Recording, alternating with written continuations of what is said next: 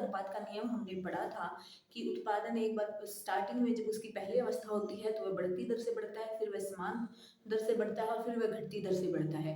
ये 3 अवस्थाएं होती हैं परिवर्तित अनुपात के नियम में। ये हम क्या है तालिका के माध्यम से समझेंगे कि कैसे इसकी अवस्थाएं होती हैं।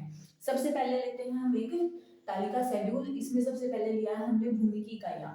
भूमि की इकाइयाँ यहाँ पर 1 है क्योंकि यह क्या है स्थिर कारक है। ये क्या है स्थिर कारक है, इसमें कोई भी परिवर्तन नहीं हो सकता।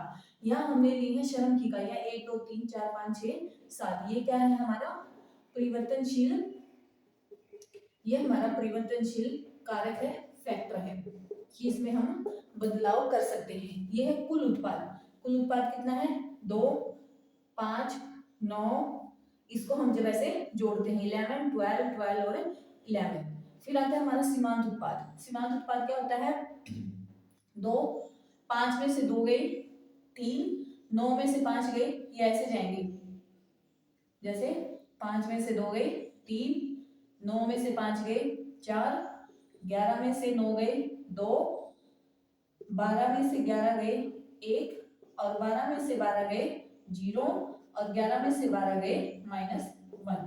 ये हमारा क्या होता है सीमांत अनुपात निकालने का फॉर्मूला होता है। ठीक है, ये हमारा सीमांत अनुपात आ गया। फिर आता है औसत उत्पाद एपी। एपी कैसे निकालते हैं हम टीपी बाय एल। टीपी कुल उत्पाद हमारा 2 है और श्रम की इकाई 1 है तो हमारा 2 है। फिर श्रम की इकाई 2 है और हमारा कुल उत्पाद 5 है।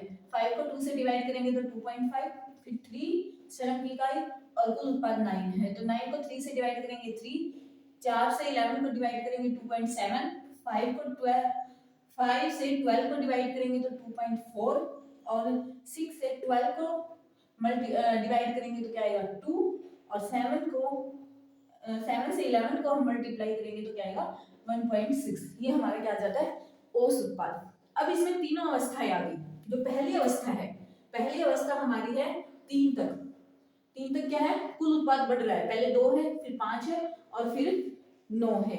सीमांत उत्पाद भी बढ़ रहा है, पहले 2 है 3 है और 4 है और औसत उत्पाद भी हमारा बढ़ रहा है, कम दर से बढ़ रहा है लेकिन बढ़ रहा है। ये हमारी क्या है पहली अवस्था है परिवर्तित अनुपात के नियम की कि उत्पादन जो है वो बढ़ते प्रतिफल की अवस्था में। ये हमारी फर्स्ट स्टेज है। दूसरी स्टेज में क्या होता है कि जो हमारा कुल उत्पाद है वो क्या है कम होना शुरू हो जाता है और यहाँ पर क्या हो जाता है इक्वल हो जाता है, जीरो हो जाता है। यानी कि जीरो होने पर क्या हो जाता है कि जो हमारा उत्पादन है वो सीमांत स्थिर हो चुका है, स्थिर अवस्था में है। समान प्रतिफल का नियम यहाँ पर लागू हो जाता है, समान प्रतिफल की अवस्था आ जाती है दूसरी स्टेज में। ठीक है, तीसरा हमारा आता है क्या 11 कम हो जाता है उत्पादन तो हमारा सीमांत उत्पाद क्या है नेगेटिव चला जाता है, माइनस में चला जाता है। वह क्या हमारे घटते प्रतिफल की अवस्था है। तो इस तालिका से तीन अवस्थाएं बनती हैं। पहला क्या है बढ़ते प्रतिफल का नियम, दूसरा है समान प्रतिफल का नियम और ये क्या है घटते प्रतिफल का नियम।